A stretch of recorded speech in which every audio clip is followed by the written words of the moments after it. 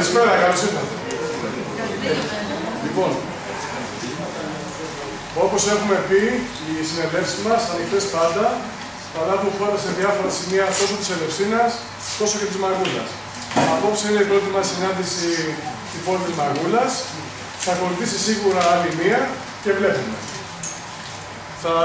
Θα μας πει κάποια λόγια ο επικεφαλής της κίνησης ο Κώστας Βαβακάς και στη συνέχεια θα προσπαθήσουμε να επικεντρωθούμε αποκλειστικά στην πόλη της Μαγούλας. Κάποιοι κάτοικοι εδώ της πόλης, οτιδήποτε θέλουν να αναφέρουν, δεν υπάρχει σημαντικότητα σε ό,τι θέλουν να πούνε. Ό,τι και αν τους απασχολεί μπορούν να το αναφέρουν και να το συζητήσουμε. Και από εκεί πέρα η συζήτηση θα ανοίξει και θα πάει όπως πάει. Λοιπόν, το λόγο έχει ο Κώστας Βαβακάς. Λοιπόν, σας ευχαριστούμε πάρα πολύ που ανταποκριθήκατε στην πρόσκλησή μας να έρθετε εδώ μαζί μας στη συνέλευση στη Μαγούλα για να κουβεντιάσουμε σήμερα αποκλειστικά τα θέματα που απασχολούν τη Μαγούλα. Η Μαγούλα είναι από μόνη της μια πόλη και αυτό δεν πρέπει να το ξεχνάμε. Από αυτή την άποψη έχει πολύ μεγάλη βαρύτητα και σημασία να μπορέσουμε εδώ πέρα και εμείς να νιώσουμε σε βάθος και να κατανοήσουμε τα προβλήματα τα οποία αντιμετωπίζει η Μαγούλα και οι Μαγουλιώτες, αλλά και να ακούσετε και τις βασικές κατευθύνσεις, τις βασικές αρχές αυτών των οποίων εμείς πιστεύουμε και πρεσβεύουμε. Σίγουρα όλοι καταλαβαίνετε και όλοι καταλαβαίνουμε ότι το σήμερα δεν έχει καμιά σχέση, αν θέλετε, ακόμη και με τις προηγούμενες δημοτικές εκλογές που γίνανε πριν 4 χρόνια. Και δεν έχει καμιά σχέση γιατί η χώρα μας δυστυχώς βρίσκεται σε μια κατάσταση που τίποτα δεν θυμίζει τη χώρα που ήταν πριν 4, πριν 5, πριν 10 χρόνια, αν θέλετε. Αυτή τη στιγμή είμαστε σε μια χώρα σε κατοχή, είμαστε μια χώρα στα πρόθυρα μιας τεράστιας ανθρωπιστικής κρίσης και δυστυχώς το μέλλον δεν προβλέπεται καθόλου ευίωνο. Άρα και η ίδια η τοπική αυτοδιοίκηση δεν μπορεί να αντιμετωπίζει τα ζητήματα της πόλης, τα ζητήματα των πολιτών από την ίδια οπτική, με τον ίδιο τρόπο που τα αντιμετώπιζε όλα αυτά τα χρόνια πριν το μνημόνιο και πολύ περισσότερο δε και πριν τον Καλλικράτη, που ο Καλλικράτης δυστυχώς ήταν η εφαρμογή των μνημονιακών πολιτικών στην τοπική αυτοδιοίκηση. Και πολλοί κάνουν το εξής λάθος, σκόπιμα νομίζω. Όταν μιλάνε για Καλλικράτη εννοούν ότι, ωραία, και ουσιαστικά η Μαγούλα και η Ελευσίνα είναι ένας ενιαίος οικιστικός χώρος. Γιατί να μην είναι μια πόλη? Αλλού βέβαια αυτό το επιχείρημα καταρρίπτεται γιατί ουσιαστικά αυτό που συνέβη με τον Καλλικράτη ήταν ότι έπαψε πια για τη Μαγούλα να υπάρχει τοπική αυτοδιοίκηση. Έπαψε πια η Μαγούλα να είναι να έχει αυτούς τους θεσμούς του Δημοτικού Συμβουλίου, του Δήμου, των υπηρεσιών, των θεσμών, όπου ο Δήμος, η Δημοτική Αρχή, ερχόταν σε επαφή με τους πολίτες, με τους Μαγουλιώτες, συνδιαλεγόταν και αντιμετώπιζαν από κοινού, αν θέλετε, τα προβλήματα που είχε η πόλη. Δεν έγινε βέβαια σε καμιά περίπτωση αυτό. Αυτό που ουσιαστικά έγινε είναι να αντιμετωπίζεται η Μαγούλα σαν μια συνοικία της Ελευσίνας.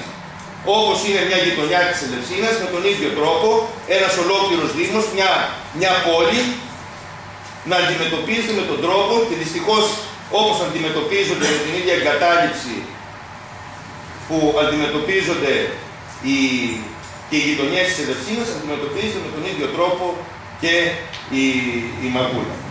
Από αυτή την άποψη λοιπόν δεν μπορεί οι αρχές, οι αξίες, αν θέλετε οι πολιτικές που έχει ένας δήμαρχος και μια δημοτική αρχή να είναι οι ίδιες που ήταν όλα τα προηγούμενα χρόνια.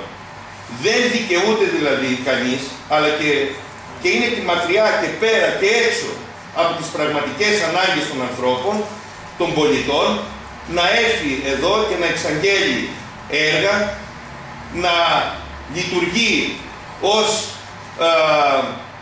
να χρησιμοποιήσω ως μαυρογιαλούρος που έρχεται κάθε 4 χρόνια να υποσχεθεί ότι θα σας κάνω αυτό, θα σας κάνω το άλλο, να αντιλαμβάνεται ο Δήμαρχος την πολιτική όχι σαν μια σχέση με τους πολίτες, όχι σαν μια διαδικασία όπου εκείνος ως εκπρόσωπος των πολιτών καλείται να εφαρμόσει και να υλοποιήσει και να καλύψει τις ανάγκες, τις αποφάσεις και τις ανάγκες των πολιτών, αλλά ως απόλυτος άρχον μιας πόλης να αντιμετωπίζει την τοπική αυτοδιοίκηση ως ένα μηχανισμό που παράγει εργολαβίες, αναθέσεις, να λειτουργεί με έναν επικοινωνιακό τρόπο και να θεωρεί ότι τα πάντα που συμβαίνουν γύρω μας είναι επικοινωνία και όχι ουσία.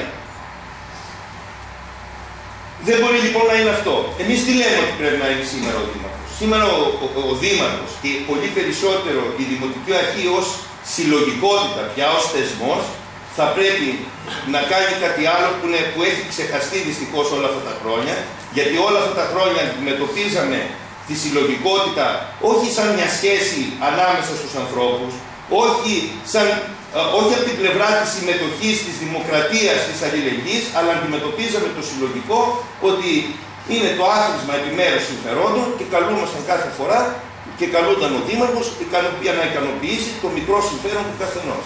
Δυστυχώς αντιλαμβανόμαστε όμως ότι αυτό σήμερα δεν είναι παραγωγικό. Ότι αυτό σήμερα δεν έχει καμιά αποτελεσματικότητα γιατί οι ανάγκες της κοινωνίας είναι άλλες. Υπάρχει μια κοινωνία που πραγματικά σπαράζει και ο Δήμαρχος θα πρέπει να κατέβει, να πλησιάσει τους πολίτες, να σταθεί αρρωγός τους, να του δείξουν ξανά εμπιστοσύνη, να μπορέσει να ξανασυγκροτήσει και να οργανώσει τις αντιστάσεις της κοινωνίας απέναντι σε αυτές τις μνημονιακές πολιτικές που καταστρέφουν τις ζωές των ανθρώπων, να προσπαθήσει στο βαθμό που μπορεί, λέω εγώ, να προσπαθήσει να ξαναοργανώσει, να ξαναεκπαιδεύσει τους ανθρώπους, τους πολίτες, για άλλες μορφές, αν θέλετε, συλλογικής οικονομίας, για να μπορέσει αυτός ο τόπος και οι πολίτες να αντιμετωπίσουν τα βασικά πια βιωτικά προβλήματα που έχουν. Και ας έρθουμε λίγο να δούμε λίγα πράγματα για τη Μαγούλα. Αυτό που λέγαμε πριν. Η Μαγούλα εγκαταλείφθηκε. Και ξέρετε το βασικό πρόβλημα κατά την άποψή μου, ποιο είναι και θα μας πείτε εσείς. Αυτό είναι το σημαντικό και αυτό ήθελαμε να ακούσουμε, αλλά έχω μια αίσθηση, γιατί κουβέντησα πριν έρθουμε εδώ με αρκετούς μαγουλιώτες. Αυτό που μου είπαν όλοι είναι ότι η Μαγούλα δεν είναι πια πόλη. Και δεν είναι πόλη γιατί? Γιατί δεν έχει έναν χώρο, δεν έχει μια πλατεία, έναν αστικό χώρο όπου θα μπορούν να υπάρχουν, να συνευρίσκονται οι άνθρωποι. Έχουν φύγει όλες οι υπηρεσίες από τη Μαγούλα, έχουν φύγει όλες οι πολιτιστικές δραστηριότητες από τη Μαγούλα,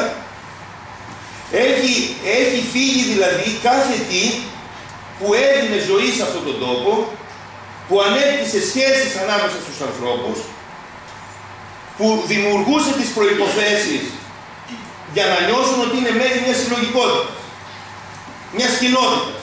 Αυτό έλειψε. Και έλειψε γιατί και δεν έλειψε, ήταν επιλογή αυτό. Ήταν επιλογή του Καλλικράτη συνολικά, αλλά ήταν και πολιτική της επιλογής της Δημοτικής Αρχής. Γιατί δεν αντιλαμβάνομαι εγώ, γιατί θα έπρεπε όλες οι πολιτιστικές δραστηριότητες, όποιες γινόταν, να φύγουν και να μεταφερθούν στην Ελευσίνα. Γιατί θα έπρεπε, ας πούμε, λέω, παράδειγμα, το θεατρικό που υπήρχε εδώ στην πόλη να μην ενισχυθεί, να μην βοηθηθεί και να υπάρχει μια δραστηριότητα πολιτιστική και να είναι μόνο στην Ελευσίνα.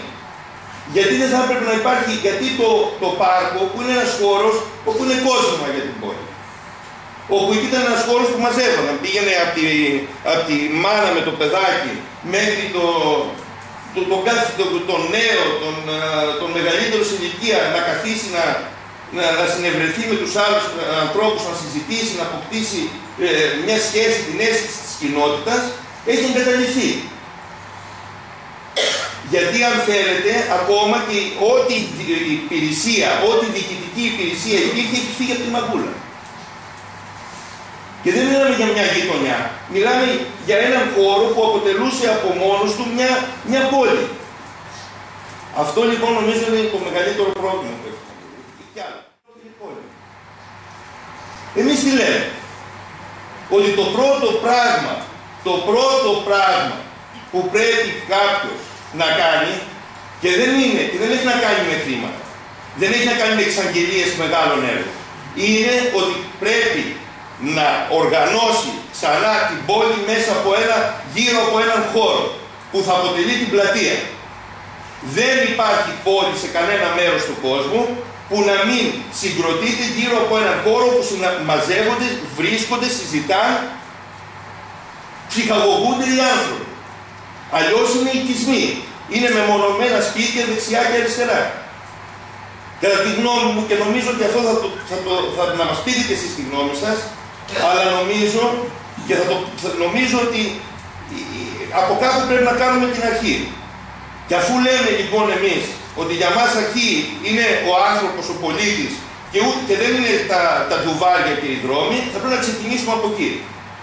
Να προσπαθήσουμε να ξανασυγκροτήσουμε την κοινότητα σε κοινότητα, σε συλλογικότητα.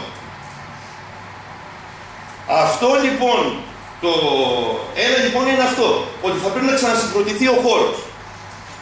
Να δούμε σε μια προοπτική. Σε μια προοπτική που δεν έχει να κάνει με μεγάλες εξαγγελίες. Αν μπορεί η πλατεία με το πάρκο να γίνει ένας ενιαίος χώρος. Να γίνει μια μελέτη και να ξανααποκτήσει η Μαγκούλα ζωή. Να μην είναι μια έρημη πόλη, να μην είναι πλωτήριο. Να μην έρχονται εδώ οι άνθρωποι να κοιμούνται και το πρωί να φεύγουν στη δουλειά τους και να ξαναέρχονται και το βράδυ και ξανά πάλι το ίδιο την άλλη μέρα το πρωί.